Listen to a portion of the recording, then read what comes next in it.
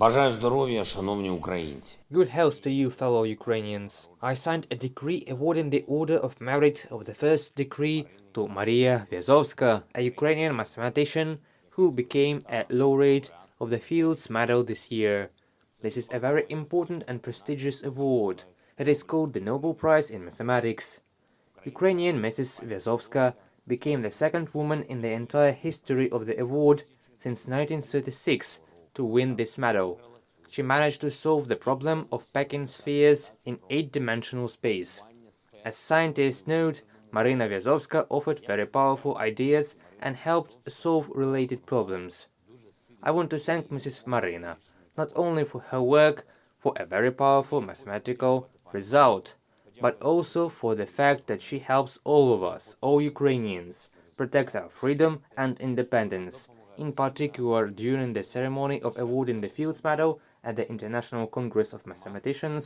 In her speech, Mrs. Marina spoke about Ukraine, about Russia's war against our country, about the crimes of the Russian occupiers. Mrs. Marina studied in Ukraine, in Kiev. She works in Switzerland, in Lausanne, heads the Department of Number Theory. And I believe that the day will come when Marina Vsovka will be able to return to Ukraine to teach here. I took part in the work of the Asian Leadership Conference, which takes place every year in Seoul, the capital of the Republic of Korea.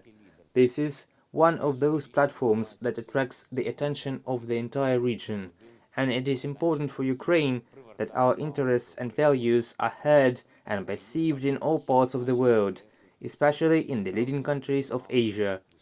I thanked them for their support and called for more active opposition to Russian terror tactics. And what an evil irony! On July the 13th, the representatives of the occupation structures in Donetsk announced that they were, as they say, recognized by the Democratic People's Republic of Korea. Of course, we will react in a very tough manner at all levels. But this is the news that does not even need additional comments. Everything is obvious. The path we are taking and the path the occupiers can lead to. Debris clearance continues after the Russian attack on the city of Chasiv Yar. As of this time, the list of the dead includes 48 people, including one child. Unfortunately, the number of those rescued has not changed. 9 people. Rescuers will work on site until all debris is cleared. It was one of the most brutal Russian strikes during the entire war. So many victims. My condolences to the relatives and friends of the victims. I am preparing to address the participants of the forum in The Hague, in the Netherlands, which will be held on July the 14th and dedicated to the prosecution of Russian war criminals. Both democracies are willing to do everything necessary to make every Russian terrorist responsible for evil against Ukrainians.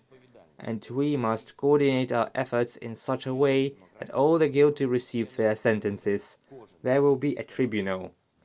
On July the 13th, in the news, there were many references to the meeting in Turkey regarding the unblocking of agricultural exports from our country through the Black Sea.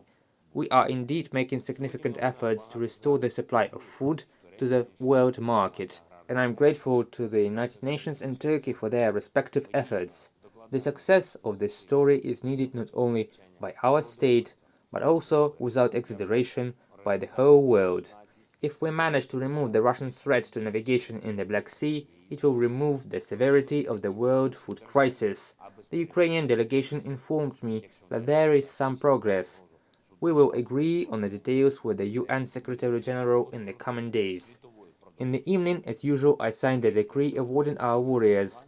136 combatants were awarded state awards, 25 of them posthumously. Eternal memory to all those who gave their lives for Ukraine. Eternal gratitude to everyone who protects our country. Glory to Ukraine.